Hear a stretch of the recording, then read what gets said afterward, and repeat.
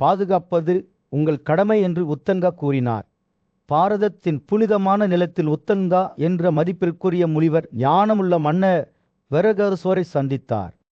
மன்னரின் மகன் கோஸ்வர் போரில் அசைக்க முடியாத தைரியம் மற்றும் ஒப்பிட முடியாத வலிமைக்கு புகழ்பெற்றவர். உதங்கா தனது பணியை இளவரசரிடம் ஒப்படைக்க மன்னரின் அனுமதியை நாடினார். ஒப்புதலுடன் மன்னர் தனது அதிகாரத்தை கோஸ்வரிடம் ஒப்படைத்தார். அதை நீ செய்யட்டும் என்று கூறினார். பின்னர் மென்மையான வில்லுடன் மன்னர் பேகஸ்வர் அடர்ந்த காட்டில் பின்வாங்கி உதந்தாவையும் குவல்ஸ்வாவையும் அவர்களின் உன்னதமான முயற்சிக்கு விட்டுவிட்டார். பின்னர் ஞானி யுதிஷ்டிரர் மார்கண்டேயரிடம் ஒரு காலத்தில் பிரபஞ்சத்தை அச்சுறுத்திய சக்தி வாய்ந்த தைத்திரை பற்றி கேட்டபோது முனிவர் தனது கதையை தொடங்கினார். ஆரம்பத்தில் அவர் கூறினார், உலகம் ஒரு பரந்த நீர்நிலையாக சுருங்கி அனைத்து உயிரினங்களும் அழிக்கப்பட்ட போது உன்னதமான கடவுளான விஷ்ணு மகத்தான ஆற்றல் பாம்பான சேஷாவின் மீது யோக தூக்கத்தில் கிடந்தார். பிரபஞ்சத்தின் படைப்பாளரான பிரமா விஷ்ணுவின் தொப்புளிலிருந்து பிறந்த தாமரையிலிருந்து தோன்றியது போல விஷ்ணுவும் தனது தியான ஓய்விலிருந்து எழுந்தார். விஷ்ணுவின் தொப்புளில் இருந்து ஒரு பிரகாசமான தாமரை முளைத்தது. அதன் இதழ்களிலிருந்து உலகங்களின் இறைவன் பிரம்மா வெளிப்பட்டார். 4 முகத்தெய்வம் தனது எல்லையற்ற ஆற்றலால் வெல்ல முடியாதவர் மற்றும் மகத்தான வலிமையையும் கொண்டிருந்தார். இதற்கிடையில் 2 சக்தி வாய்ந்த தனவாக்கள் மது மற்றும் கைதபா விஷ்ணுவை அவரது தூக்கத்தில் பார்த்தனர். பிரம்மாவால் தாமரை இருக்கையில் சூழப்பட்டனர். ஆர்வத்துடன் அவர்கள் பேரனை துன்புறுத்தத் தொடங்கினர். இதனால் அவர் நடுங்கினார். பிரம்மாவின் பயம் உச்சத்தை அடைந்தபோது விஷ்ணு தனது யோக தூக்கத்திலிருந்து விழித்தார். கண்களை திறந்தபோது 2 வலிமையான தனவாக்களை பார்த்து அவர்களை திறந்த கைகளுடன் வரவேற்றார். நான் உங்களை பற்றி மகிழ்ச்சியடைகிறேன் என்று அவர் கூறினார். எனது நன்றியின் அடையாளமாக நான் உங்களுக்கு வரங்களை வழங்குவேன் என்று 2 பெருமைமிக்க மனிதர்களும் சிரித்தனர். அதற்கு பதிலளித்தனர், எங்களுக்கு எதையும் கேளுங்கள், ஓ பரம தெய்வமே, உங்கள் இதயத்தின் விருப்பத்தை வழங்க நாங்கள் தயாராக இருக்கிறோம். இன்னும் பின்னர் அவர்களை கொல்வதற்கு அவர்களின் உதவியை கேட்டார். இது ஒரு கொடூரமான செயலாக அல்ல, ஆனால் பிரபஞ்சத்தில் சமநிலையை பராமரிப்பதற்காக மதுவும் கைதபாவும் ஒப்புக்கொண்டனர்.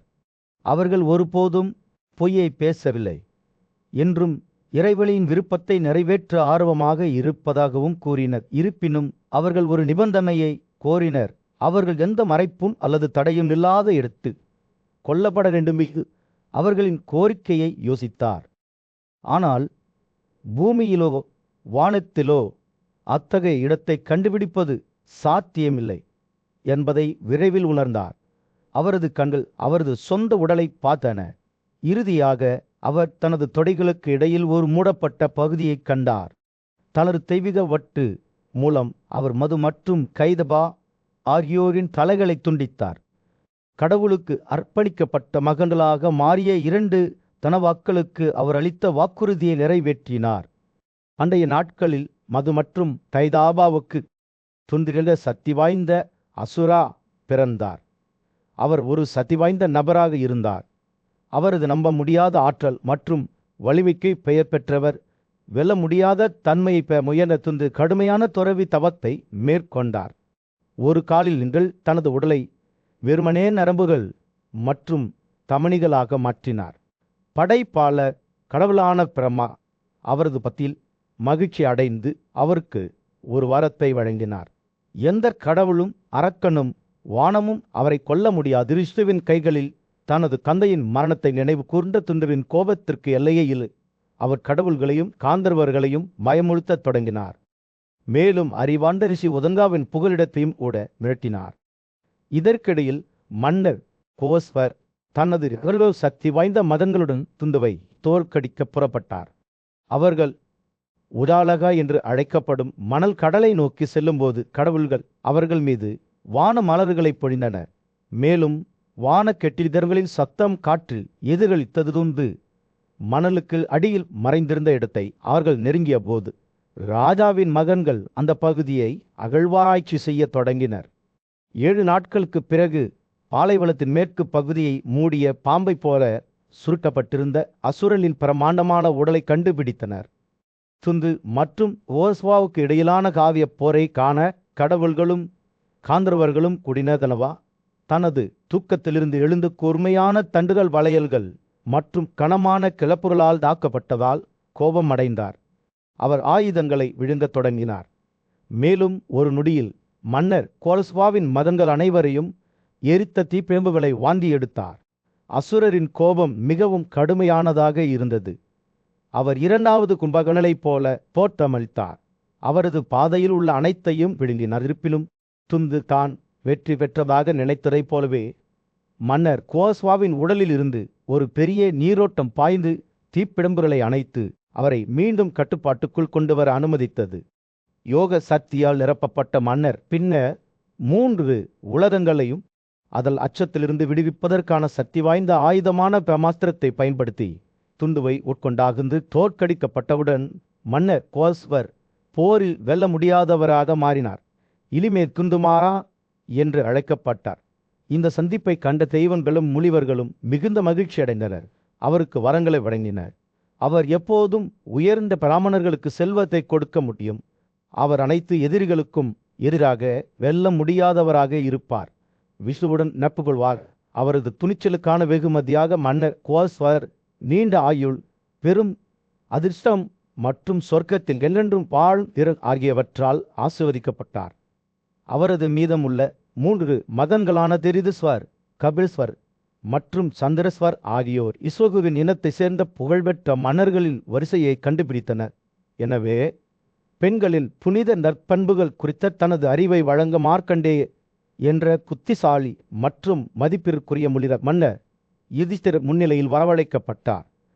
நீதியின் மீது அசைக்க முடியாத அர்ப்பணிப்புக்கு பெயர் பெற்ற மன்னர் ஒழுக்கத்தின் நுணுக்கங்கள் குறித்து மதிப்பிற்குரிய முனிவரிடம் வழிகாட்டுதல்களை நாடினார். மார்க்கண்டேய பேசத் தொடங்கிய போது காற்று மரியாதையின் பிரகாசத்தால் நிரம்பியது. மன்னர் யுதிஷ்டிரர் ஆழ்ந்த மரியாதையுடனும் பணிவுடனும் முனிவர் தனது ஞானத்தை பகிர்ந்து கொண்ட போது கவனமாக கேட்டார். மன்னரின் கேள்வி அவரை நீண்ட காலமாக குழப்பத்தில் ஆழ்த்தியது. தங்கள் கணவர்களுக்கு தங்களை முழுமையாக அர்ப்பணித்த தூய்மையான பெண்கள் எப்படி இவ்வளவு பெரிய நல்லொழுக்கத்தை அடைகிறார்கள்? மார்க்கண்டேயர் விளக்கத் தொடங்கியதும் அவரது கண்கள் நுண்ணறிவால் பிரகாசித்தன. ஓ மன்னர் யுதிஷ்டிரரே என்று அவர் கூறினார். தன்னலமற்ற பக்தியுடன் தனது சந்ததியை பெற்றெடுத்து வளர்க்கும் தாய் உண்மையில் நல்லொழுக்கத்தின் முன்னுதாரணம். அவர் தனது குழந்தைகளுக்காக தனது சொந்த ஆசைகளையும் வசதிகளையும் தியாகம் செய்கிறார். அவ்வாறு செய்யும்போது அவர் இரக்கம் மற்றும் அன்பின் சாராம்சத்தை வெளிப்படுத்துகிறார். முனிவர் தனது வார்த்தைகளை ராஜாவின் இதயத்தில் ஆழமாக மூழ்கடிக்க அனுமதித்தார். தந்தைகளும் நல்லொழுக்கமுள்ளவர்களாக இருக்க முயற்சி செய்கிறார்கள் என்று அவர் தொடர்ந்தார். அவர்களின் துறவி நடைமுறைகள், கடவுள்களை வழிபடுதல் மற்றும் பிற புனிதமான முயற்சிகள் மூலம் அவர்கள் தங்கள் குழந்தைகள் வலுவாகவும் திறமையானவர்களாகவும் தங்கள் பாரம்பரியத்திற்கு தகுதியானவர்களாகவும் வளர்வதை உறுதி செய்ய முற்படுகிறார்கள். தனது குழந்தையின் குணத்தை வடிவமைப்பதில் தாயின் பங்கை பற்றி பேசும்போது மார்க்கண்டேயரின் குரல் ஆழ்ந்த மரியாதையின் தொனியை எடுத்தது. தாயின் செல்வாக்கு மண்ணை வளர்க்கும் மென்மையான மழை போன்றது என்று அவர் கூறினார். அவரது அன்பு மற்றும் வழிகாட்டுதலின் மூலம் தான் குழந்தைகள் தனது மதிப்புகள் மற்றும் கொள்கைகளை வளர்த்து கொள்கிறார்கள். வாழ்க்கையின் சவால்களை எதிர்கொள்ளும் தைரியத்தை அவர்களுக்கு கற்பிக்கிறவர் அவர்தான். முனிவர் பேசுகையின் மன்னர் யுதிஷ்டிரர் மிகுந்த கவனத்துடன் கேட்டார். அவரது கண்கள் பெற்றோருக்கும் குழந்தைகளுக்கும் இடையிலான புனிதமான பிணைப்பை பற்றிய ஆழமான புரிதலால் நிரம்பியிருந்தன. மார்க்கண்டேயரின் வார்த்தைகள் ஒரு மென்மையான காற்று போல இருந்தன. இது பெண்களின் கண்ணலமற்ற பக்தி குறித்த பிரமிப்பு மற்றும் மரியாதையை அவருக்குள் தூண்டிவிட்டது. முனிவரின் பார்வை ராஜாவை நோக்கி திரும்பியது.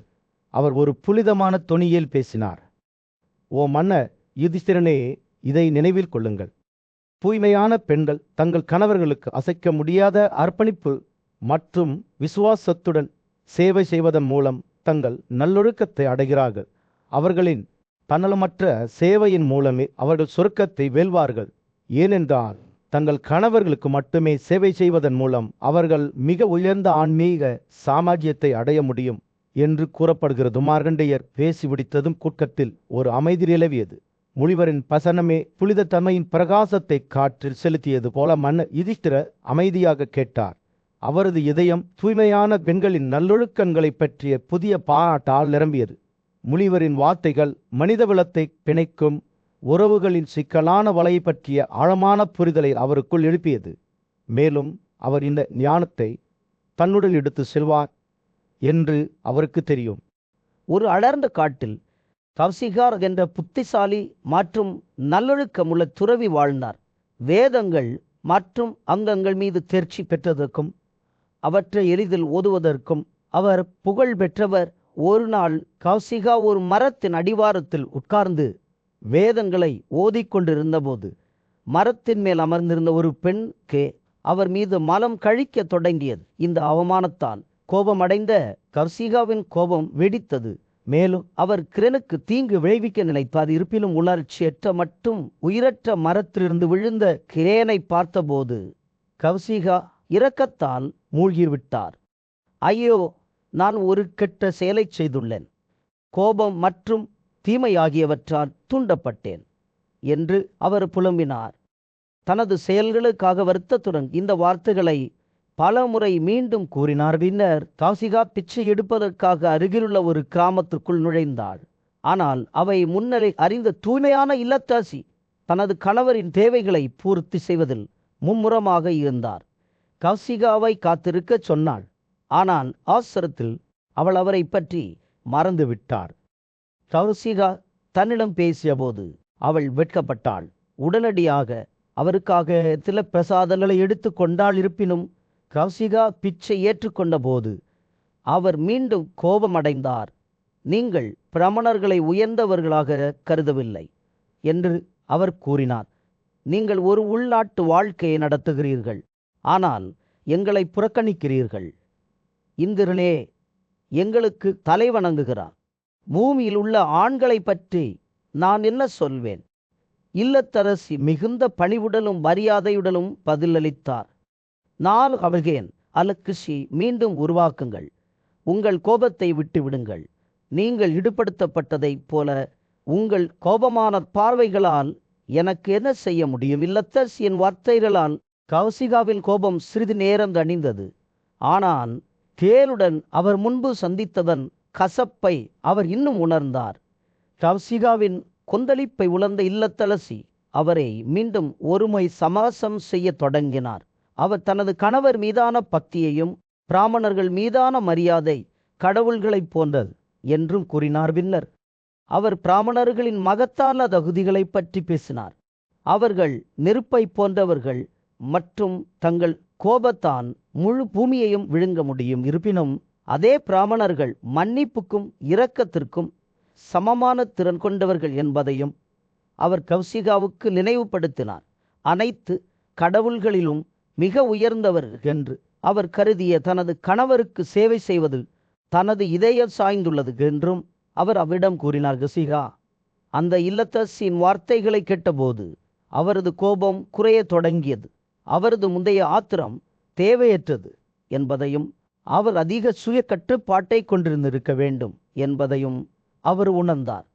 உண்மை, நேர்மை மற்றும் படிப்புக்கான பக்திக்கு பெயர் பெற்ற பிராமணர்களின் நல்லொழுக்கங்களை பற்றி அந்த இல்லத்தரசி தொடர்ந்து பேசினார். தெய்வங்களே, ஒரு உண்மையான பிராமணனை நல்லொழுக்கமுள்ளவராகவும் தூய்மையானவராகவும் படிப்பில் அர்ப்பணிப்புள்ளவராகவும் அங்கீகரித்ததாக கவ்சிகாவிடம் கூறினார். அவரது மரியாதைக்குரிய சிந்தனையின் மத்தியில் கவ்சிகா என்ற பிராமணரால் அந்த பெண்ணின் வார்த்தைகளின் ஆழமான தாக்கத்தை அசைக்க முடியவில்லை. அவள் அறநெறி மற்றும் நல்லொழுக்கத்தை பற்றி எவ்வளவு ஆழமாகவும் புத்திசாலித்தனமாகவும் பேசினாள் என்றால் அவளுடைய ஆலோசனையை முகமதிப்புடன் ஏற்றுக்கொள்ள வேண்டிய கட்டாயம் அவருக்கு ஏற்பட்டது. அவள் கேலின் மறைவு பற்றிய அவளுடைய அறிவும் அவளுடைய வார்த்தைகளின் நல்லொழுக்க அர்த்தமும் அவள் மீதான அவரது நம்பிக்கையை வலுப்படுத்தியது. ஆர்வத்துடனும் மரியாதையுடனும் கவ்சிகா மிதிலாவுக்கு புறப்பட்டார். நல்லொழுக்கம் மற்றும் ஒழுக்க நெறி பற்றிய மரணங்களை நன்கு அறிந்த ஒருவரிடமிருந்து வழிகாட்டுதல்களை பெறுவதில் உறுதியாக இருந்தார். அவர் பல காடுகள், கிராமங்கள் மற்றும் நகரங்கள் வழியாக செல்லும்போது அவர் இறுதியாக ஜனக மன்னரால் ஆளப்பட்ட நகரமான மிதிலாவுக்கு வந்தார். நகரத்தின் பிரமாண்டம் அவரை வியக்க வைத்தது. அதன் தெருக்கள் பல்வேறு மரங்களின் கொடிகளால் அலங்கரிக்கப்பட்டன. தியாகங்கள் மற்றும் பண்டிகைகளின் சத்தம் மற்றும் அற்புதமான நுழைவாயில்களால் அலங்கரிக்கப்பட்டன. சிகா நகரத்தில் சுற்றி திரிந்தபோது அவர் நல்லொழுக்கமுள்ள பறவையை பற்றி விசாரித்தார். ஆனால் 2 முறை பிறந்த சில நபர்களால் மட்டுமே வழிநடத்தப்பட்டார். அவர் சுட்டி காட்டப்பட்ட இடத்திற்கு சென்றார். அங்கு அவர் ஒரு கசாப்புக்காரரின் முற்றத்தில் அமர்ந்திருப்பதைக் கண்டார். மான் மற்றும் எருமை இறைச்சியை விற்பனை செய்தார். இருப்பிலும் தவ்சிகா இருப்பதை கவனித்தவுடன் கோழி தனது இருக்கையிலிருந்து எழுந்து மரியாதையுடன் அவரை அணுகினார். அந்த பெண்ணின் வார்த்தைகள் மற்றும் தவ்சிகாவின் வருகையின் நோக்கம் பற்றி எனக்கு தெரியும் என்பதை ஒப்புக்கொண்ட காட்டெருமைக்காரர் தவ்சிகாவை அன்புடன் வரவேற்றார். காட்டெருமைக்காரனின் வார்த்தைகளால் ஈர்க்கப்பட்ட தவ்சிகா அவர் இப்போது பார்த்த அதிசயங்களை பற்றி சிந்திக்கத் தொடங்கினார். இது அவரது வாழ்க்கையின் 2வது அதிசயம். பின்ன காட்டெருமைக்காரர் தவ்சிகாவை தனது வசிப்பிடத்திற்கு அழைத்தார். அவர்கள் ஒன்றாக அங்கு செல்லுமாறு பரிந்துரைத்தார். கோழியின் வீட்டுக்குள் நுழைந்ததும் தவ்சிகாவுக்கு அவரது கால்களையும் முகத்தையும் கழுவ ஒரு இருக்கையும் தண்ணீரும் வழங்கப்பட்டது. அவர் வசதியாக அமர்ந்திருந்த போது கோழியின் தொழில் தனக்கு பொருந்தாது என்று அவர் கவலை தெரிவித்தார். இருப்பினும் இது அவரது குடும்பத்தின் தலைமுறைகள் வழியாக கடந்து வந்த ஒரு பாரம்பரியம் என்று அவர் விளக்கினார். ஒரு சுத்தா என்ற முறையில் தனது கடமைகளை மேலும் விரிவாக விளக்கிய அவர் தனது மேலதிகாரிகள் மற்றும் பெரியவர்களுக்கு உண்மையாக சேவை செய்வதன் மூலம் தனது கட்டளையின் பொறுப்புகளை கடைபிடித்ததாக வலியுறுத்தினார். மற்றவர்களால் ஏற்கனவே கொல்லப்பட்ட விலங்குகளிடமிருந்து பெறப்பட்ட இறைச்சியை அவர் ஒருபோதும் உட்கொள்ளவில்லை என்றும் அவர் தெளிவுபடுத்தினார். உண்மையில் அவர் தனக்கு விதிக்கப்பட்ட கொள்கைகளை பின்பற்றி நல்லொழுக்கத்துடன் வாழ்ந்ததாக வலியுறுத்தினார்கள். சிகா கவனமாக கேட்டபோது கடமையின் முக்கியத்துவம் மற்றும் ஒருவரின் ஒழுங்கை பின்பற்றுவது பற்றிய தனது நுண்ணறிவுகளை பகிர்ந்து கொண்டார். நீதியை நிலைநிறுத்துவதன் மூலம் தங்கள் கடமைகளிலிருந்து வழிதவறி சென்றவர்களை தண்டிப்பதன் மூலமும் ஜனகத் போன்ற மன்னர்கள் தங்கள் இராஜ்யங்களுக்குள் சமநிலையை பெறுவதில் எவ்வாறு முக்கிய பங்கு வகித்தனர் என்பதை அவர் விளக்கினார். மன்னர்களிடையே உள்ள பாவம் பாவலான சிறைவுக்கு வழிவகுக்கும் என்றும் துரதிர்ஷ்டமான உயிரினங்களுக்கு வழிவகுக்கும் என்றும் அவர் எச்சரித்தார்கள். சிகாவுக்கு அவர் ஆற்றிய உரையில் நல்லொழுக்கம், உண்மைத்தன்மை மற்றும் சுய கட்டுப்பாடு ஆகியவற்றால் வழிநடத்தப்படும் வாழ்க்கையை வாழ்வதன் முக்கியத்துவத்தை அவர் வலியுறுத்தினார். ஒரு காட்டு பகுதியில் மார்கண்டேய யுதிஷ்டரின் முன் அமர்ந்து ஒரு பக்தியுள்ள பறவையின் கதையை நினைவு கூர்ந்தார். அவர் ஒரு வேட்டைக்காரன் மற்றும் கசாப்புக்காரர் என்ற தனது தொழிலை நியாயப்படுத்த முயன்றார். அந்த கொடி ஆழ்ந்த மரியாதையுடன் கர்மாவின் தன்மை மற்றும் அதன் விளைவுகள் குறித்து ஒரு பிராமணரிடம் பேசினார். எனது செயல்கள் கொடூரமாகத் தோன்றலாம், ஆனால் நான் விதியின் ஒரு கருவியாக மட்டுமே இருக்கிறேன். பிரபஞ்சத்தின் விருப்பத்தை நிறைவேற்றுகிறேன். தெய்வம் உயிரை பறிக்கிறது, அதே நேரத்தில் நான் ஒரு 2ஆம் முகவராக செயல்படுகிறேன். ஆன்மாக்களை அவற்றின் பூமிக்குரிய பிணைப்புகளிலிருந்து விடுவிக்கிறேன் என்று அவர் நிறுத்தினார். அவரது கண்கள் நம்பிக்கையுடன் ஒளிரும். நான் கொல்லும் விலங்குகள் கூட கர்மாவை பெறுகின்றன, ஏனெனில் அவற்றின் இறைச்சி கடவுள்களையும் விருந்தினர்களையும் ஊழியர்களையும் வளர்க்கிறது, மேண்டலை திருப்திப்படுத்துகிறது. பறவையின் வார்த்தைகள் வாழ்க்கையின் சிக்கலான வலையை பற்றிய ஆழமான புரிதலில் இருந்தன. அவர் தனது சொந்த மாமிசத்தை தியாகம் செய்து சொர்க்கப்பை அடைந்த மன்னர் சிரியை பற்றியும் சமையலறையில் தினமும் 2000 விலங்குகளை அறுத்த மன்னர் பண்டிதேவாவை பற்றியும் பேசினார். இருப்பினும் அவர் ஒவ்வொரு நாளும் இறைச்சியுடன் உணவை விநியோகித்து நிகரற்ற நற்பெயரை பெற்றார். பறவையின் தர்க்கம் பண்டைய ஞானத்தில் வேரூன்றியது. கடவுளுக்கும் மேன்களுக்கும் முறையாக வழங்கிய பிறகு யார் விலங்கு உணவை உட்கொண்டாலும் அந்த செயலால் மாசுபடுவதில்லை. முனிகளால் விதிக்கப்பட்ட விதியை அவர் மேற்கோள் காட்டினார். அத்தகைய நபர் கலங்கப்படாமல் இருக்கிறார். மாதவிடாய் காலத்தில் தனது மனைவியுடன் தொடர்பு கொண்ட ஒரு பிரம்மச்சாரினைப் போல மார்க்கண்டேயரின் கதை தொடர்ந்தது. அந்த பறவையாளர் யுதிஷ்டிரரிடம் திரும்பி பல்வேறு விஷயங்களில் அவரது கருத்தை கேட்டார். சாபத்தின் கீழ் மனிதர்களை வேட்டையாடிய மன்னர் சவுதசாவை பற்றியும் ஒருவரின் கர்மாவின் விளைவுகளை பற்றியும் அவர் பேசினார். தீய கர்மாவின் செல்வாக்கின் கீழ் இருக்கும் ஒரு நபர் எப்போதும் தனது கர்மாவுக்கு எவ்வாறு பரிகாரம் செய்ய முடியும் என்பதை கருத்தில் கொள்ள வேண்டும் என்று அவர் கூறினார். பறவையின் வார்த்தைகள் பணிவு மற்றும் பொறுப்புணர்வுடன் இருந்தன. பாராட்டத்தக்க தொழிலாக கருதப்படும் விவசாயம் கூட விலங்குகளுக்கு தீங்கு விளைவிப்பதாக அவர் ஒப்புக்கொண்டார். ஆண்கள் காட்டு விலங்குகளை வேட்டையாடுகிறார்கள், மரங்களை வெட்டுகிறார்கள், உயிரினங்களை பல்வேறு வழிகளில் அழிக்கின்றனர். பெரும்பாலும் அறியாமலேயே சூரியன் அஸ்தமிக்க தொடங்கியதும் மார்க்கண்டேயரின் கதை அதன் முடிவை எட்டியது. அந்த பறவையின் வார்த்தைகள் கர்மா, விதி மற்றும் மனித செயல்களுக்கு இடையிலான சிக்கலான தொடர்புகளை பற்றிய தெளிவான படத்தை வரைந்தன. யூதிஷ்டிர தவளமாக கேட்டார். அவரது மனம் பறவையின் வார்த்தைகளின் கனமான தாக்கங்களை பிடித்து கொண்டது. இறுதியில் பறவையின் செய்தி தெளிவாக இருந்தது.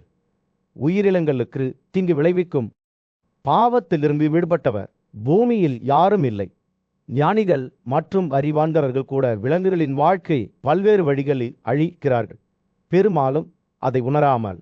நல்ல மனிதர்கள் பாராட்டப்படாத மற்றும் கெட்ட மனிதர்கள் வெட்கப்படாத இயற்கை ஒழுங்கின் தலைகீழ் இந்த உலகில் எல்லாரிடங்களிலும் காணப்பட்ட ஒரு நிகழ்வாகும். மார்க்கண்டேயர் தனது கதையை முடித்தவுடன் யுதிஷ்டிரரின் கண்களில் ஒரு புதிய புரிதல் இருப்பதாக தோன்றியது. மார்க்கண்டேயர் தனது கதையை யுதிஷ்டிரிடம் தொடர்ந்தபோது காடுகளின் பரந்த பகுதியில் சூரியன் அஸ்தமிக்கத் தொடங்கியிருந்தது. மரங்களின் மீது ஒரு சூடான ஆரஞ்சுள்ள ஒளியை வீசியது. நல்லொழுக்கமுள்ள பாவையின் வார்த்தைகள் ஞானத்துடனும் ஏக்கத்துடனும் தேனீக்களிலிருந்து தேன் போல சுட்டத் தொடங்கியனவோ. யுதிஷ்டிரனே, நீதியின் வழிகள் நுட்பமானவை, வேறுபட்டவை, ஆனால் அவற்றின் சிக்கலான காலங்களில் எல்லையற்றவை என்று மார்க்கண்டேயர் தொடங்கினார். பெரும் தேவை ஏற்படும் நேரங்களில் சில நேரங்களில் உண்மையை வளைக்க வேண்டிய அவசியம் உள்ளது. ஏனெனில் பொய் பெரும்பாலும் சத்தியத்தின் வெற்றிக்கு வழிவகுக்கும். இருப்பிலும் நல்லொழுக்கத்தை திசை திருப்ப முடியும். அதன் பாதைகள் முறுக்கப்பட்டு சுழலும் நதியைப் போல திரும்பும். மேலும் தீவிர நுண்ணறிவு உள்ளவர்களால் மட்டுமே அவற்றை வழிநடத்த முடியும். மார்க்கண்டேயர் பேசுகையில் அவரது கண்கள் யுதிஷ்டிரரின் ஆன்மாவை நோக்கி ஏதேனும் சந்தேகம் அல்லது நிச்சயமற்ற தன்மையின் குறிப்பை தேடுவது போல் தோன்றியது. மனிதனின் செயல்கள் நல்லதோ கெட்டதோ என்று அவர் தொடர்ந்தார். மேலும் ஒரு விவசாயி தனது பயிர்களை அறுவடை செய்வது போல அவர் அதன் விளைவுகளை அறுவடை செய்கிறார். அறியாமை தங்கள் சொந்த கர்மாவால் கண்மூடித்தனமாக பெரும்பாலும் கடவுள்களை பிரயோகம் செய்கிறார்கள். தங்கள் துன்பம் தங்கள் சொந்த தவறுகளின் பிரதிபலிப்பு மட்டுமே என்பதை அறியாமல் மார்க்கண்டேயரின் வார்த்தைகளில் ஆழத்தை பிரதிபலிப்பது போல் காடு இருண்டது. எந்த ஒரு நபரும் தங்கள் சொந்த சொத்தை வழங்குபவராக இருக்க முடியாது என்று அவர் அறிவித்தார். கடந்த வாழ்க்கையில் அவர்களின் செயல்கள் கர்மா மரத்தின் மீது பழம் போல பழுக்கிருந்தன. மேலும் அவர்கள் திரட்டப்பட்ட செயல்களின் எடையை சுமந்து இந்த உலகத்திற்கு மறுபிறவி எடுக்கிறார்கள். மார்க்கண்டேயரின் வார்த்தைகள் அவரது மனதில் தெளிவான படங்களை வரைந்தபோது யுதிஷ்டிரர் கவனமாக கேட்டார். அவரது முகம் ஒரு சிறிவு முகமுடியாக இருந்தது. அந்த பறவையின் குரல் ஆச்சரியத்தையும் பிரமிப்பையும் ஏற்படுத்தியது. யுதிஷ்டிரரை கர்மாவின் மர்மங்களுக்குள் ஆழமாக இழுத்தது. இரவு வானத்தில் நட்சத்திரங்கள் பிரகாசிக்க தொடங்கிய போது மார்க்கண்டேயர் தனது வார்த்தைகளின் இடையே ஒரு மென்மையான மழை போல யுதிஷ்டிரரின் மீது நிலைநிறுத்த அனுமதித்தார். பிராமணரின் கண்கள் ஆர்வத்தால் பிரகாசித்தன. மேலும் அவர் கேட்டார், கர்மா கோட்பாட்டில் தேர்ச்சி பெற்றவர்களில் சிறந்தவர்களே ஆன்மா எப்படி நித்தியமாக மாறுகிறது? மார்க்கண்டேயர் புன்னகைத்தார். எண்ணற்ற வாழ்நாள்களில் அவர் பெற்ற அறிவால் அவரது முகம் பிரகாசித்தது. ஆவி இறக்கவில்லை, ஆனால் அதன் இருப்பிடத்தை மாற்றுகிறது. அனைத்து உயிரினங்களும் இறக்கின்றன என்று நம்புவது தவறு. மாறாக அவை புதிய வடிவங்களாக மறுபிறவி எடுக்கின்றன. அவற்றில் கர்மா கடலை நோக்கி பாயும் நதியைப் போல அவர்களை வழிநடத்துகிறது என்று அவர் கூறினார். இரவு ஆழம் அடைவதால் மார்க்கண்டேயரின் வார்த்தைகள் ஒரு நதியைப் போல பாய்ந்து யுதிஷ்டிரனை கர்மா மற்றும் மறுபிறப்பு பகுதிகளின் வழியாக ஒரு பயணத்திற்கு அழைத்து சென்றன. நல்லொழுக்கமுள்ள பறவையாளர் எலிசியல் பகுதிகளை பற்றி பேசினார். அங்கு தங்கள் செயல்களால் தங்களை தூய்மைப்படுத்தி சிக்கனத்தையும் தியானத்தையும் கடைபிடித்தவர்கள் துயரத்தை பற்றிய மகிழ்ச்சியான அறியாமையில் வாழ்ந்தனர். தீமைகளுக்கு அடிமையான பாவமுள்ள மனிதர் தனது அக்கிரமங்களின் போக்கை ஒருபோதும் முடிவுக்கு கொண்டு வர மாட்டார் என்று மார்க்கண்டேயர் எச்சரித்தார். ஒரு அமைதியான காட்டில் புத்திசாலி முனிவர் மார்க்கண்டேயர் அமைதியான சிந்தனையுடன் அமர்ந்திருந்தார். அவரது கண்கள் தூரத்தை பார்த்து கொண்டிருந்தன. அவர் மிகவும் அசாதாரணமான சந்திப்பை பற்றி பேசத் தொடங்கினார். மன்னர் யுதிஷ்டிரனை கேளுங்கள் என்று அவர் கூறினார். அவரது குரல் தாழ்வாகவும் இனிமையாகவும் இருந்தது. மனித இயல்பின் இரகசியங்களை எனக்கு வெளிப்படுத்திய நல்லொழுக்கமுள்ள பறவையின் மார்க்கண்டேயர் பேசுகையில் அந்த காட்சி ஒரு அமைதியான வெளிப்பாட்டுக்கு மாறியது. அங்கு ஒரு பிராமணர் அமைதியான மரியாதையுடன் அமர்ந்திருந்தார். அவரை சுற்றி மெல்லிய இலைகளால் சூழப்பட்டார். அவர் ஒரு எளிய பறவையுடன் உரையாடுவதில் ஈடுபட்டிருந்தார். அவரது கண்கள் ஒளியால் பிரகாசித்தன. அவர் தனது ஆழமான நுண்ணறிவுகளை பகிர்ந்து கொண்டார். மனிதர்களின் மனங்கள் முதலில் அறிவை பெறுவதில் முனைகின்றன, ஆனால் விரைவில் அவர்கள் தங்கள் ஆர்வங்களுக்கும் ஆசைகளுக்கும் அடிவல்கிறார்கள். அவர்கள் அயராது உழைக்கிறார்கள், வாழ்க்கையின் விரைவான இன்பங்களில் ஈடுபடுகிறார்கள், அழகு, சுவை மற்றும் விரும்பத்தக்க அனைத்தும் என்று அவர் தொடர்ந்தார். பின்னர் பாசம், பொறாமை, பேராசை, இறுதியாக ஆன்மீக ஒளியின் அழிவு ஆகியவற்றை பின்தொடர்கிற பறவைக்காரன் பேசுகையில் அவரது வார்த்தைகள் மனிதனின் தவறிழைக்கும் தன்மையை வெளிப்படுத்தின. மனிதர்கள் தங்கள் ஆசைகளால் கண்மூடித்தனமாக நீதியின் பார்வையை இழந்து அதற்கு பதிலாக பாசாங்குத்தலத்தில் ஈடுபடுவது எப்படி என்பதை அவர் விளக்கினார். அவர்கள் அமானகமான வழிகளில் செல்வத்தை குறிக்கிறார்கள், மேலும் இந்த பாதையில் ஒவ்வொரு அடியிலும் அவர்கள் தீமை மீது அதிக முகம் கொள்கிறார்கள். பிராமணர் கவனமாக கேட்டார். அவரது கண்கள் ஆழ்ந்த புரிதலால் நிரம்பியிருந்தன. அவர் சம்மதத்துடன் தலையசைத்தார். அறவையாளர் தொடர்ந்தார். ஞானிகள் அவர்களுடன் முரண்படும்போது அவர்கள் உறுதியான அல்லது நம்பத்தகுந்த பதில்களை வழங்குகிறார்கள். அவரது வார்த்தைகள் தீய வழிகளுக்கு அடிமையான அழிவுகரமான சக்தியின் படத்தை வரைந்த உரையாடல் வெளிவரும்போது தீமைக்கு அடிபணிவோரை துன்புறுத்தும் 3 மடங்கு பாவத்தை அந்த பறவை வெளிப்படுத்தியது. அவர்களின் எண்ணங்கள், வார்த்தைகள் மற்றும் செயல்கள் தீமைக்கு ஆளாகின்றன, மேலும் அவர்களின் நல்ல குணங்கள் எதிர்கால இலைகளைப் போல மறைந்து விடுகின்றன. அவர்கள் ஒத்த குணமுள்ள மற்றவர்களுடன் நட்பை வளர்த்துக் கொள்கிறார்கள். அவ்வாறு செய்யும்போது அவர்கள் தங்கள் வாழ்க்கையில் துன்பத்தை அழைக்கிறார்கள். பறவையின் ஆழமான நுண்ணறிவுகளை அவர் அங்கீகரித்த போது பிராமணரின் கண்கள் நன்றியுடன் பிரகாசித்தன. நீங்கள் மதத்தின் உண்மையான விளக்கத்தை அளித்துள்ளீர்கள் என்று அவர் கூறினார். அவரது குரலில் மரியாதை நிறைந்திருந்தது. உங்கள் ஆன்மீக சக்தி பெரியது. நீங்கள் எனக்கு ஒரு பெரிய ரிஷி போல தோன்றுகிறீர்கள். ஒரு மென்மையான வில்லுடன் பறவைக்காரன் இந்த உலகின் ஞானிகளை மறைவிப்பதை விவரிக்க தொடங்கினார். பிரபஞ்சம் என்பது மாறாத அனைத்தையும் உள்ளடக்கிய பரமாவின் வெளிப்பாடு என்று கருதும் பிராமண தத்துவத்தை பற்றி அவர் பேசினார். உறுப்புகள், பூமி, காற்று, நீர், நெருப்பு மற்றும் வானம் இந்த உயர்ந்த யதார்த்தத்தின் வெளிப்பாடுகள் மட்டுமே. பறவையின் வார்த்தைகள் ஒரு நதியைப் போல ஓடிக்கொண்டிருந்த போது பிரபஞ்சத்தின் அடிப்பகுதியில் உள்ள பண்புகளின் சிக்கலான வரை அவர் வெளிப்படுத்தினார். வடிவம், வாசனை, ஒளி தொடுதல் மற்றும் சுவை பற்றி அவர் பேசினார். ஒவ்வொன்றும் அதன் தனித்துவமான பண்புகள் மற்றும் தொடர்புகளை கொண்டிருந்தன. நனவு, புத்திசாலித்தனம் மற்றும் அகந்தாரம் ஆகிய 3 குணங்கள். ஒரு அமைதியான காட்டின் நடுவில் மார்க்கண்டேயன் பறதலுடன் உட்கார்ந்து தலைமுறைகளாக கடந்து வந்த கதைகளை பகிர்ந்து கொண்டான். சூரியனின் சூடான கதிர்கள் அவர்களின் முகங்களில் நடனமாடும் போது மார்க்கண்டேயன் இனிமையான குரலில் பேசத் தொடங்கினார்.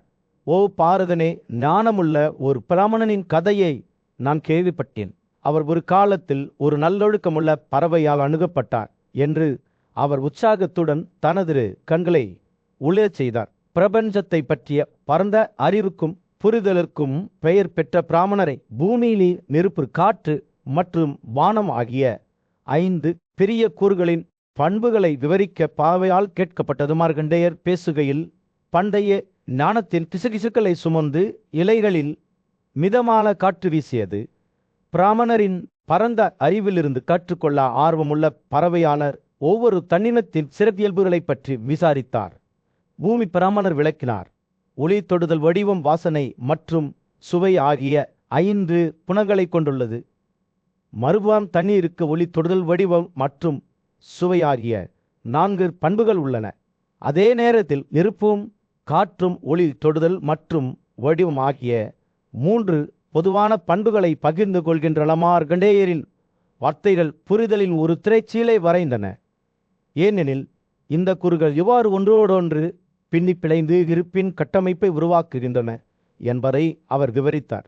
எனவே பாரதா அவர் தொடர்ந்தார். 5 கூறுகளில் உள்ளார்ந்த இந்த 15 பண்புகள் நமது பிரபஞ்சத்தை உருவாக்கும் அனைத்து பொருட்களுக்குள்ளும் உள்ளன. அவை ஒன்றுக்கொன்று எதிரானவை அல்ல, மாறாக சரியான இணக்கத்துடன் இணைந்து வாழ்கின்றனவென உயிரினங்கள் தங்கள் மாலை நேர நடைமுறைகளில் குடியேறிய போது மார்க்கண்டேயரின் கதை வியத்தா மற்றும் அல்யத்தா என்கிற கருத்தாக்கத்திற்கு மாறியது. யதார்த்தத்தில் தெரிந்த மற்றும் அறியப்படாத அம்சங்கள் ஒரு நபர் சுய பரிசோதனையில் ஈடுபடும் போது அவர்களின் புலன்களை அடக்கிய பிறகு அவர்கள் தங்கள் சொந்த ஆவியை பிரபஞ்சத்தில் ஊடுருவி பார்க்கிறார்கள் என்று அவர் கூறினார்.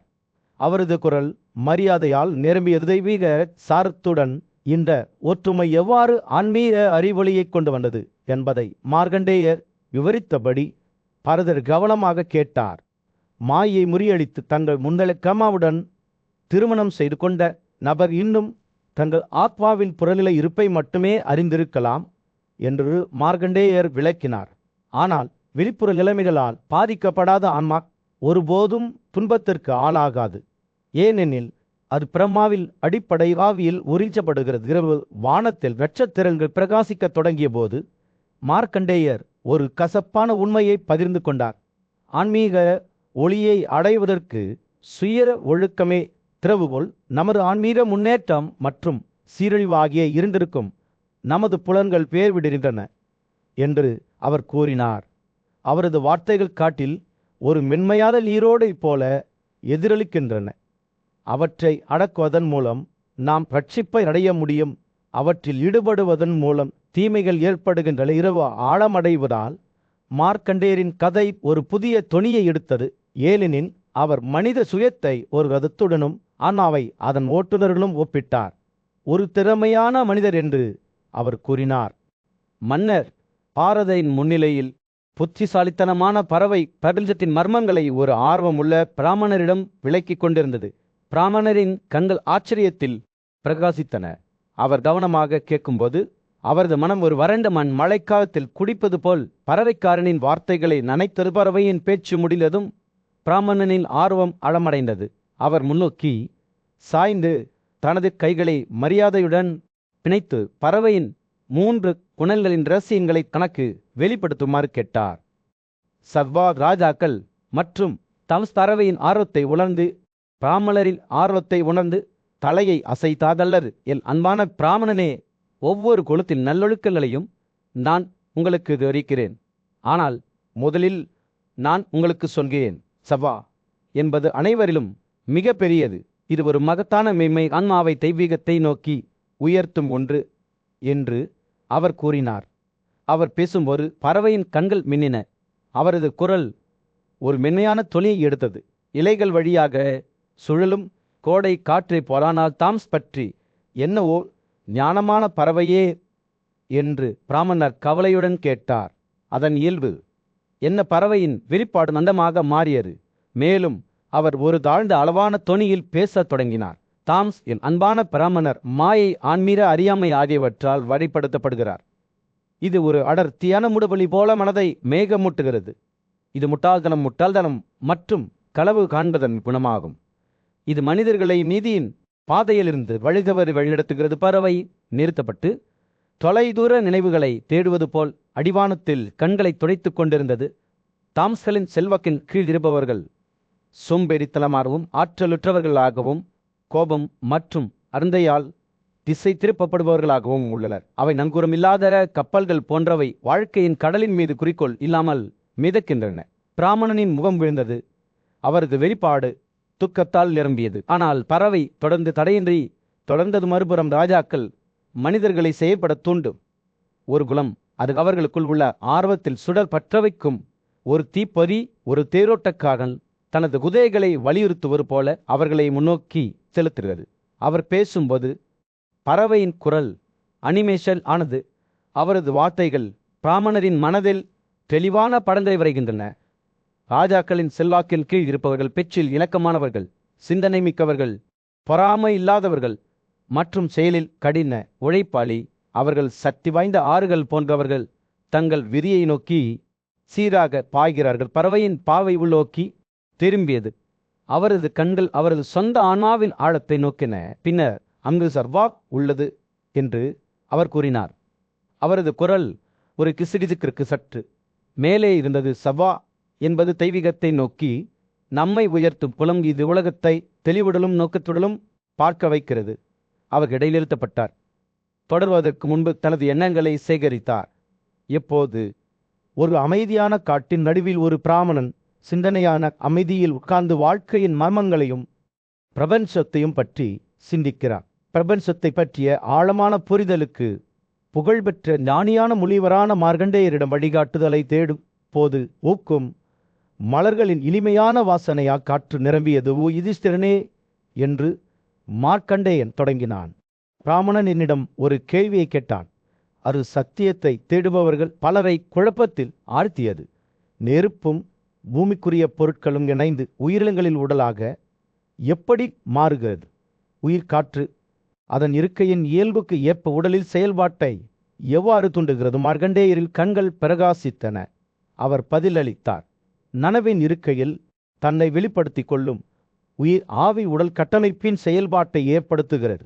ஆன்மா, ஆவி மற்றும் உடல் இறுதியிலும் இருப்பது அவற்றின் மூலம் செயல்படுகிறது. கடந்த காலம், நிகழ்காலம் மற்றும் எதிர்காலம் ஆகியவை ஆன்மாவுடன் பிரிக்க முடியாத வகையில் தொடர்புடையவை. மார்க்கண்டேயர் பேசுகையில் இலைகளின் மென்மையான சலசலப்பு மற்றும் பறவைகளின் மென்மையான கிண்டல் ஆகியவற்றால் காடு உயிர் பெற்றது. அவர் தொடர்ந்தார். ஆன்மா என்பது ஒரு உயிரினத்தின் மிக உயர்ந்த உடைமை, பரம ஆவியின் சாராம்சம்.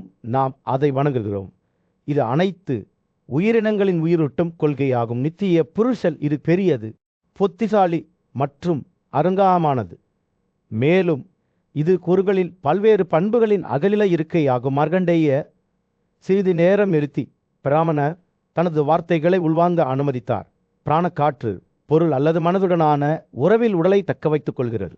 சமண காற்று உடலில் கழிவுப் பொருளை சிறுநீரகங்கள் மற்றும் குடல்களுக்கு எடுத்து செல்கிறது. சந்திப்பு புள்ளிகளில் தன்னை வெளிப்படுத்தி கொள்ளும் உடலுக்காற்று வியானம் என்று அழைக்கப்படுகிறது. மேலும் இந்த வகையான காற்றால் ஆதரிக்கப்படும் வெப்பம் நமது உணவு மற்றும் திசுக்களை மாற்றுகிறது. மார்க்கண்டேயரின் விளக்கம் வெளிவரும்போது காடு அமைதியாக வளர்ந்தது. மரங்கள் அவரது வார்த்தைகளை உன்னிப்பாக கேட்பது போல பிராணன் மற்றும் அவனார் காற்று, சமணா மற்றும் உடனார் காற்றுக்குள் குறுக்கிடப்படுகின்றன. அவற்றின் கூட்டத்தால் உருவாகும் வெப்பம் உடலின் வளர்ச்சியை ஏற்படுத்துகிறது. இதில் 7 பொருட்கள் உள்ளன. எலும்புரல், தசைகள் மற்றும் பல. மார்க்கண்டேயரில் கண்கள் ஆழமான புரிதலுடன் பிரகாசித்தன. அவர் தொடர்ந்தார். ஒரு தூய்மையான எண்ணம் கொண்ட நபர் தனது இதயத்தை தூய்மைப்படுத்துவதன் மூலம் தனது செயல்களின் நல்ல மற்றும் தீய விளைவுகளை அழிக்கவும் தனது உள் ஆவியின் அறிவொளியின் மூலம் நித்திய மகிழ்ச்சியை அடையவும் முடியும்.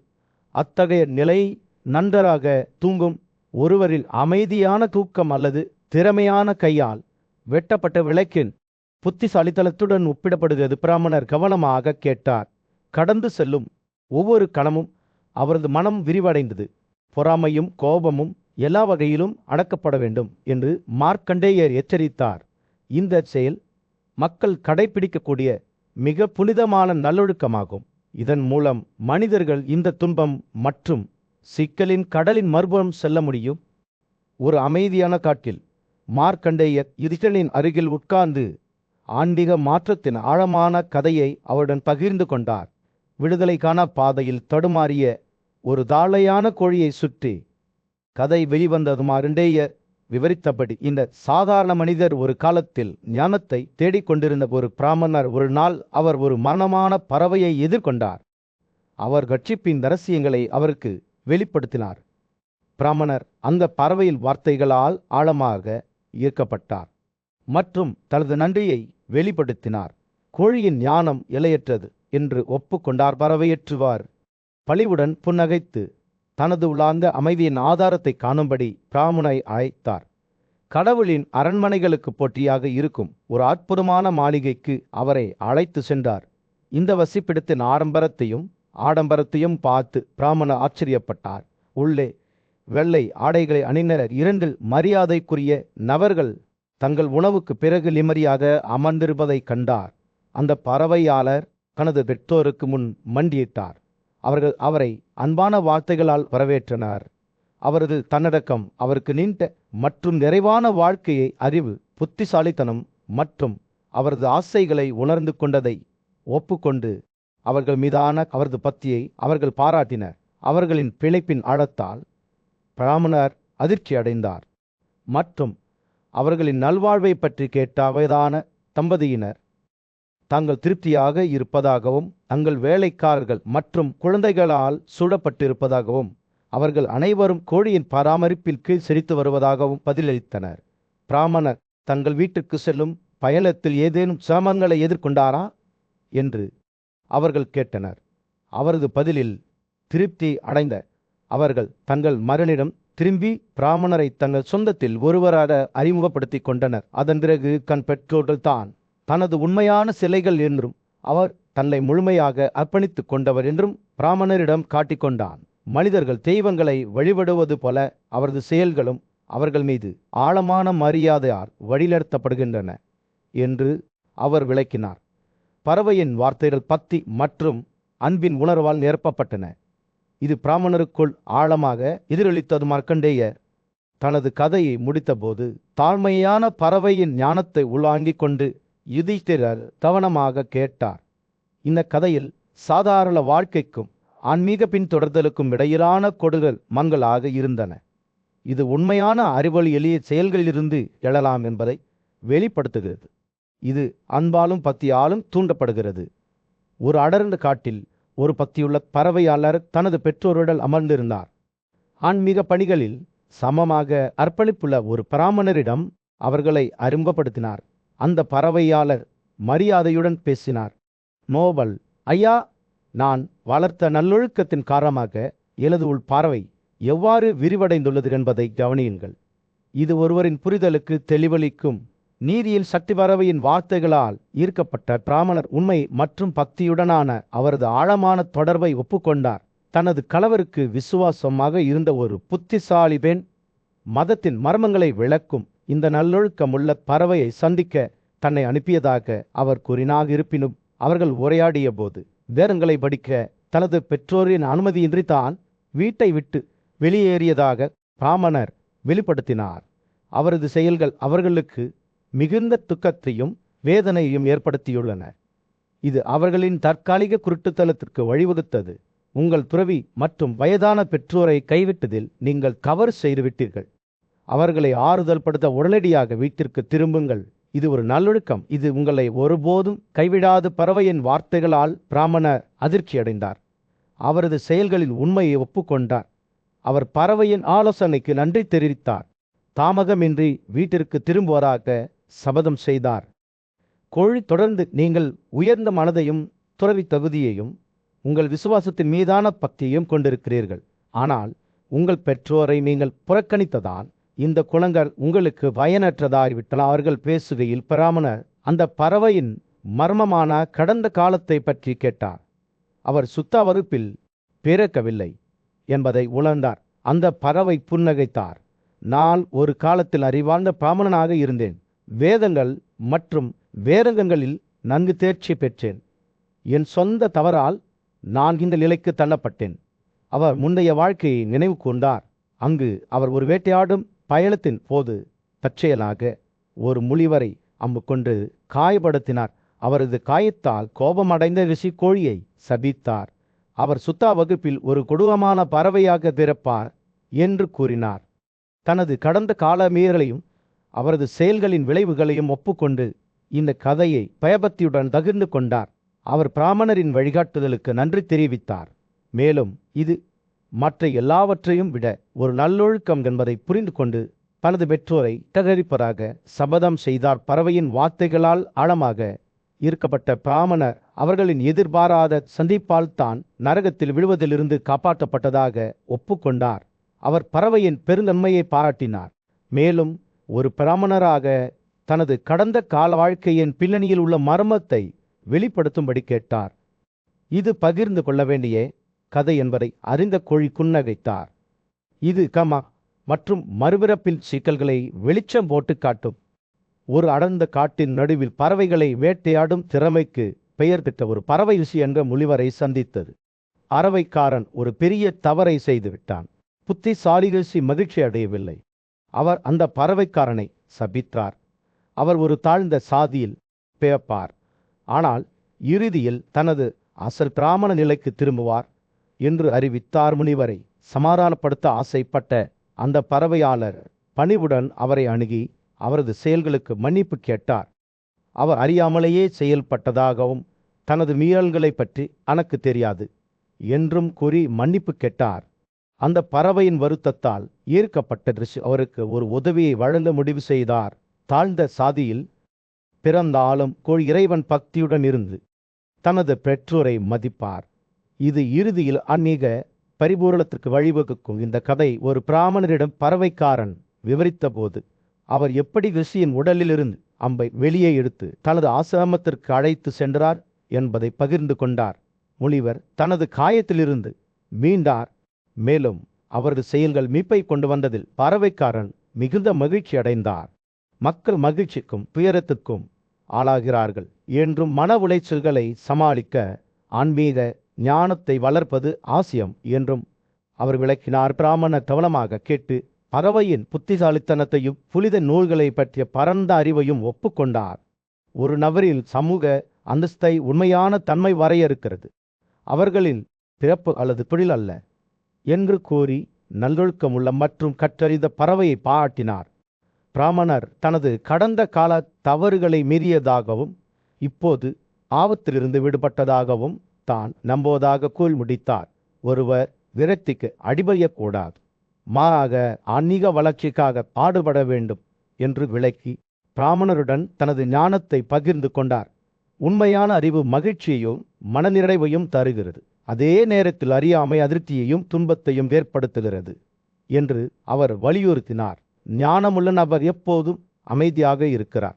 அவர்களின் இறுதி விதி மற்றும் உலக பிணைப்புகளின் நிலையற்ற தன்மை அறிந்திருக்கிறார். பறவையின் வார்த்தைகளால் பிராமணர் மிகவும் ஈர்க்கப்பட்டார். மேலும் அவரது ஞானத்தையும் பரந்த புத்திசாலித்தனத்தையும் ஒப்புக்கொண்டார். புறப்படுவதற்கு முன்பு அவர் பறவையை ஆசீர்வதித்தார். வாழ்க்கையின் அனைத்து அம்சங்களிலும் செழிப்பையும் நீதியையும் வாழ்த்தினார். தனது வயதான பெற்றோரை பராமரிப்பதற்காக புது பக்தியுடனும் அர்ப்பணிப்புடனும் வீடு திரும்பிய பிராமணரிடம் பறவைக்காரர் விடைபெற்றார். மார்கண்டேயர் கதை சொல்பவர் இந்த கதையை மன்னர் யுதிஷ்டிரருடன் பகிர்ந்து கொண்டு முடித்தார். அவர் அதன் தார்மீக முக்கியத்துவத்தால் மிகவும் ஈர்க்கப்பட்டார். இந்த கதையை தொடர்ந்து சொல்லுமாறு மன்னர் மார்கண்டேயரிடம் கேட்டுக்கொண்டார். ஆனால் வயதான முனிவர் ஏற்கனவே தங்கள் கணவர்கள் மீதான பெண்களின் பக்தி மற்றும் தந்தை வழி பக்தி ஆகியவற்றின் நல்லொழுக்கங்களை விவரிப்பதை முடித்துவிட்டார். சூரியன் ராஜ்யத்தின் மீது அஸ்தமிக்கும் போது மன்னர் யுதிஷ்டிர மிகுந்த கவலத்துடன் அமர்ந்திருந்தார். மார்க்கண்டேயரின் புத்திசாலித்தனமான வார்த்தைகளுக்கு அவரது இதயம் நன்றியால் நிரம்பியது. இந்த கதை அவரது நினைவுகளில் எங்கென்றும் பொறிக்கப்பட்டிருக்கும். அவருக்கும் எதிர்கால சந்ததியினருக்கும் வழிகாட்டுதலின் கலங்கரை விளக்கமாக இருக்கும் என்பதை அறிந்திருந்தார். முனிவர்கள் மற்றும் மன்னர்களின் கூட்டத்தில் நல்லொழுக்கமுள்ள மன்னர் யுதிஷ்டிரர் மிகுந்த கவனத்துடன் உட்கார்ந்து ரிஷி மார்க்கண்டேயரின் புத்திசாலித்தனமான வார்த்தைகளை கேட்டார். முனிவரின் சொற்பொழிவு முடிவுக்கு வந்தவுடன் யுதிஷ்டிரர் அவரது கண்களில் எரியும் ஆர்வத்துடன் அவரை நோக்கி திரும்பினார். ஐயோ, மரியாதைக்குரிய ஐயா என்று அவர் கூறினார். நான் உங்கள் நெருப்பு கடவுள் மற்றும் அங்கிராக்களை பற்றிய கதையை கேட்டேன். ஆனால் இன்னும் பலவற்றை நான் தெரிந்து கொள்ள விரும்புகிறேன். சொல்லுங்கள், காணிக்கைகளை செலுத்தும் அத்தி ஏன் நீண்ட காலத்துக்கு முன்பு தண்ணீரில் தன்னை மாய்த்து கொண்டார்? மேலும் அங்கிராக்கள் தனது பிரகாசத்துடன் அவர் கலைக்கப்பட்ட போது நெருப்பு கடவுளின் பாத்திரத்தை எவ்வாறு ஏற்றுக்கொண்டார்? மார்க்கண்டேயர் ஒரு புதிய கதை தொடங்கியதும் அவரது கண்கள் பிரகாசித்தன. பண்டைய நாட்களில் பெரிய அங்கிராக்கள் அவரது ஆசிரமத்தில் ஒரு அற்புதமான தவத்தை நிறுத்தினர். அவரது சிக்கனம் மிகவும் ஆழமாக இருந்தது. அது முழு பிரபஞ்சத்தையும் ஒளிர செய்தது. அதன் மகிமையை கூட மிஞ்சியது. மார்க்கண்டேயர் பேசுகையில் யுதிஷ்டிரரின் கற்பனை ஏண்டல் தெய்வங்களின் உருவங்களை வடிவமைத்தது. ஒவ்வொன்றும் தங்கள் புனித கடமைகளை அசைக்க முடியாத அர்ப்பணிப்புடன் செய்கின்றனால் அங்கிராசின் தவம் அதன் உச்சத்தை எட்டியதும் அத்தி மேலும் மேலும் மன உளைச்சலுக்கு ஆளானார். அவரது பிரகாசமான பிரகாசமானது அங்கிராசுடன் பொருந்தவில்லை. மேலும் காணிக்கைகளை எடுத்து செல்வதில் தனது சொந்த பங்கு நல்குவதை அவர் உணர்ந்தார். என்ன செய்வதற்கென்று யோசித்தபடி அவர் தனக்குள்ளேயே சிந்தித்தார். பிரம்மா மற்றொரு நெருப்பு கடவுளை உருவாக்கியுள்ளார் என்று அவர் நினைத்தார். இந்த மாபெரும் முனியின் துறவி சக்தியால் நான் மாற்றப்பட்டேன். அத்தியின் மனம் குழப்பத்துடனும் சந்தேகத்துடனும் சுழன்றது. அவர் தனது புதிய சூழ்நிலைகளுக்கு இணங்க போராடிய போது அங்கிராசின் துறவி அவரை அழைத்தார். மெதுவான வேண்டுமென்றே படிகளுடன் அத்தி முனிவரை அணுகினார். அவரது இதயம் பயத்தால் கனமாக இருந்தது. ஆனால் மார்கண்டேயரின் வார்த்தைகள் ஒரு வித்தியாசமான காட்சியை வெளிப்படுத்தின. திகைக்க வேண்டாம், இவர்களை அழிப்பவரே அங்கிராஸ் அத்தியிடம் கூறினார். நீங்கள் 3 உலகங்களிலும் நன்கு அறியப்பட்டிருக்கிறீர்கள். நிழல்களை அகற்ற பிரம்மா உருவாக்கிய முதன்மையான நெருப்பு கடவுள் உங்கள் சரியான இடத்துக்கு திரும்புங்கள். 2வது அல்லது பரிதாபட்சக நெருப்பாக நான் செயல்படட்டும். அத்தியின் சந்தேகங்கள் தெளிவடைய தொடங்கின. மேலும் அவர் முன்னோக்கி ஒரு வழியை கண்டார். அவர் தனது நெருப்பு தெய்வீகத்தை கைவிட்டு அங்கிராஸை அந்த பாத்திரத்தை ஏற்க அனுமதித்தார். ஆனால் பதிலுக்கு அங்கிராஸ் தனது முதன் மகனான தனது குழந்தையாக வேண்டும் என்று அத்தி கேட்டார். மார்கண்டேயரின் வார்த்தைகள் காட்சியை தெளிவான தெளிவுடன் விவரித்தன. அங்கிராஸின் இந்த வார்த்தைகளை கேட்டு நெருப்பு கடவுள் விரும்பியபடி செய்தார். ஓ ராஜாவே, அங்கிராஸுக்கு பஸ்வதி என்ற மகன் பிறந்தான். கடவுள்களே இந்த மர்மத்தை பற்றி விசாரிக்க வந்தனர். மேலும் அங்கிராஸ் அவரது மாற்றத்தின் பின்னணியிலுள்ள உண்மையை வெளிப்படுத்தினார். யுதிஷ்டிரர் மார்கண்டேயரின் கதையை கேட்டபோது அவரது கண்கள் வியப்புடன் விரிந்தன. புனித நதிகள் உயிர் தரும் நீரால் ஓடும் பண்டைய தேசமான பாரதவசத்தில் அங்கிராஸ் என்ற முனிவர் வாழ்ந்தார். அவர் பிரபஞ்சத்தை உருவாக்கிய பிரம்மாவின் 3வது மகன். அவரது மனைவியின் பெயர் சுபர். வளர்ந்து வரும் குழந்தைகளின் மகிழ்ச்சியால் நிரப்பப்பட்ட ஆசீர்வதிக்கப்பட்ட குடும்பம் அவர்களுடையது. ஒரு நாள் மார்கண்டேயர் மன்னர் ஜனமேலேயரின் காலடியில் அமர்ந்தபோது அவர் அங்கிராஸின் குறிப்பிடத்தக்க குடும்பத்தை பற்றிய கதையை சொல்லத் தொடங்கினார். ராஜாவே, மார்கண்டேயில் அங்கிராஸின் மகன் விரஸ்பதி மனிதர்களிடையே ஒரு மாபெரும் மனிதர். அவரது இதயம் பெரியதாகவும் அவரது உடல் வலுவாகவும் இருந்தது. சூரியனைப் போல பிரகாசிக்கும் மனதுடன் இருந்தது. அவர் தனது ஞானத்திற்கு புகழ் பெற்றவர். அவரது ஆலோசனையை மன்னர்களும் முனிவர்களும் ஒரே மாதிரியாக நாடினர். மார்கண்டேயர் பேசுகையில் விரஸ்பதி நாடு முழுவதும் சுற்றி தீவரை காண முடிந்தது. அவரது பிரசன்னம் மரியாதையை கட்டளையிடுகிறது. ஆனால் அங்கிராஸின் குழந்தைகள் மகன்கள் மட்டுமல்ல, அவருக்கு மகள்களும் இருந்தனர். ஒவ்வொருவருக்கும் ஒவ்வொரு ரத்தினமும் இருந்தது. அவர்களில் மூத்தவர் பானுமதி ஒப்பீட்டிற்கு அப்பாற்பட்ட அழகு. அவளுடைய முகம் ஒரு தெளிவான இரவில் பௌர்ணமி போல பிரகாசித்தது. அவளை பார்த்த அனைவரையும் ஒளிர செய்தது. அங்கிராக்களின் குழந்தைகளில் அவர் மிகவும் அழகாக இருந்தாள் என்று மார்கண்டேயர் கூறினார். அவரது குரலில் பிரமிப்பு நிறைந்திருந்தது. படுத்த வரிசையில் ராகம் இருந்தது.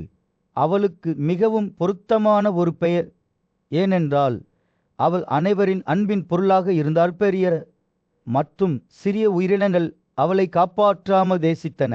அவளுடைய மென்மையான மனப்பான்மையும் கனிவான இதயமும் அவளை வீட்டில் ஒரு அன்பான இருப்பாக மாற்றியது.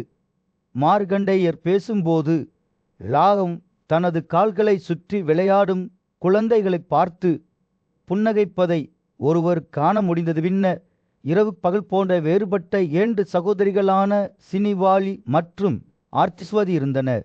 சினிவாலி ஒரு மெல்லிய பெண், மிகவும் மென்மையானவர். அவர் சில நேரங்களில் நிழல்களில் மங்குவது போல் தோன்றியது. இருப்பினும் ருத்தாவின் மகளைப் போலவே அவர் ஒரு வித்தியாசமான உலக அழகை கொண்டிருந்தார். அது அவளை பார்த்த அனைவரையும் கவர்ந்தது. மறுபுறம் ஆர்த்திஸ்வதி தன்னை சுற்றியுள்ள உலகத்தை ஒளியச் செய்யும் பிரகாசத்துடன் பிரகாசித்தது. அவளுடைய பெயர் நல்ல காரணத்திற்காக பெரிய புத்துணர்ச்சி என்று பொருள்படும். மார்கண்டேயர் தனது கதையை தொடர்ந்தபோது தங்கள் பெயர்களின் நல்லொழுக்கங்களை உள்ளடக்கிய 2 சகோதரிகளான அவிஸ்மதி மற்றும் மலிஷ்மதியை பற்றி அவர் பேசினார். அலிமதி அனைத்து காணிக்கைகளையும் திறந்த மனவுடன் ஏற்றுக்கொண்டார். அதே நேரத்தில் மலிஷ்மதி பக்தியின் முன்னுதாரணமாக இருந்தார். புனித கலைகளின் மீதான அவரது பக்தி அவரை அறிந்த அனைவரிடமும் பிரமிப்பை தூண்டியது. ஆனால் அங்கிராஸின் குடும்பம் இன்னும் முழுமையடையவில்லை. இன்னும் பல மகள்கள் அவரை பற்றி சொல்ல காத்திருந்தனர். 7வது மகளான மலாமதியை பற்றி சொல்லும்போது மார்கண்டேயரின் குரல் ஆச்சரியத்தை ஏற்படுத்தியது. அவள் எப்போதும் மிகுந்த பிரகாசமான தியாகங்களில் கலந்து கொள்கிறாள் என்று அவர் கூறினார். அவரது கண்கள் உற்சாகத்துடன் பிரகாசிக்கின்றன. அவளுடைய பெயர் பெரிய ஞானம் என்று பொருள்படும். அது அவளுக்கு மிகவும் பொருத்தமாக இருக்கிறது, ஏனென்றால் அவளுக்கு ஆழமான புரிதல் உள்ளது. பண்டைய நாட்களில் மார்கண்டேயர் விருஸ்பதியின் வம்சாவளியை பற்றி ஒரு கதையை ஓதத் தொடங்கினார். மதிப்பிற்குரிய முனிவருக்கு சந்திர உலகத்தை சேர்ந்ததாரா என்ற மனைவி இருந்தார். அவருக்கு 6 மகன்களை பெற்றெடுத்தார். அவர்கள் நெருப்பின் கடுமையான ஆற்றலை உள்ளடக்கினர். அவர்களில் சன்சு இணையற்ற தகுதியுடன் ஒரு பெரிய துறவி அவரது கலரவ காணிக்கைகள் பவனாம்ச மற்றும் அஸ்வமேதா தியாகங்களில் வழங்கப்பட்ட மார்கண்டேயர் பேசுகையில் அவரது வார்த்தைகள் தர்மத்திலிருந்து பிறந்த அழகின் முன்னுதாரணமான சன்சுவின் மனைவி சத்யாவின் தரிசனங்களை கற்பனை செய்தன. அவள் சத்தியத்தின் உருவகமாக இருந்தார். அவளை பார்த்த அனைவரையும் மயக்கும் ஒரு பிரகாசத்தை வெளிப்படுத்தினார். அவர்களில் மகனான சன்சு என்ற ஏயும் நெருப்புக்கு மிகுந்த ஆன்மீக தகுதியுள்ள 3 மரங்கள் இருந்தனர். ஒவ்வொருவரும் நீதியின் பாதையை ஒளிய செய்யும் ஒளியுடன் பிரகாசிக்கிறார்கள். சென்சுவின் முதல் மகன் பரவாஜார் ஒவ்வொரு பௌர்ணமி தியாகத்திலும் அவருக்கு மரியாதை செலுத்தப்பட்டது. அவரது 2வது மகன் பரதன் மற்றொரு சக்தி வாய்ந்த நெருப்பாக இருந்தார். அனைத்து பௌர்ணாம்சிய தியாகங்களிலும் தியாக காசத்தால் மதிக்கப்பட்டார். மூத்த பாரதனுக்கு பாரதி என்ற மகளும் அதே பெயரில் ஒரு இளைய மகனும் இருந்தனர். இருவரும் தங்கள் ஆன்மீக வலிமைக்காக மதிக்கப்பட்டன. மார்கண்டேயரின் வார்த்தைகள் இந்த நெருப்பின் தெளிவான படங்களை வரைந்தன. அவை ஒவ்வொன்றும் தனித்துவமானவை, ஆனால் படைப்பின் அண்ட நடனம் மூலம் மற்றவர்களுடன் இணைக்கப்பட்டுள்ளன. பரவாஜாவின் மனைவி வீராவீரரை பெற்றெடுத்தார். அவர் சோமா போல தூய்மையான வெண்ணெய் பிரசாதங்களுடன் வணங்கப்பட்டார். மேலும் ததப்பிரபு ரதபானா மற்றும் கும்பரேதா என்று அழைக்கப்பட்டார். மார்கண்டேயர் தனது கதையை தொடர்ந்தபோது வீரருக்கும் சாராயுவுக்கும் பிறந்த மகனான சித்தியை பற்றி பேசினார். இந்த பிரகாசமான நெருப்பு சூரியனை அதன் பிரகாசத்தில் சூழ்ந்தது. அது தொட்ட அனைத்தையும் ஒளிய செய்தது. அதன் தூய சுட நம்பிக்கையின் கலங்கரை விளக்கமாக இருந்தது. ஞானத்தை நோக்கிய அவர்களின் பயணத்தை வழியடத்தியது. அடுத்து மார்க்கண்டேயர் கலலமில்லாத சுடருடன் எரிந்து கொண்டிருந்த பாவமற்ற நெருப்பான சஜ்யாவை பற்றி குறிப்பிட்டார்.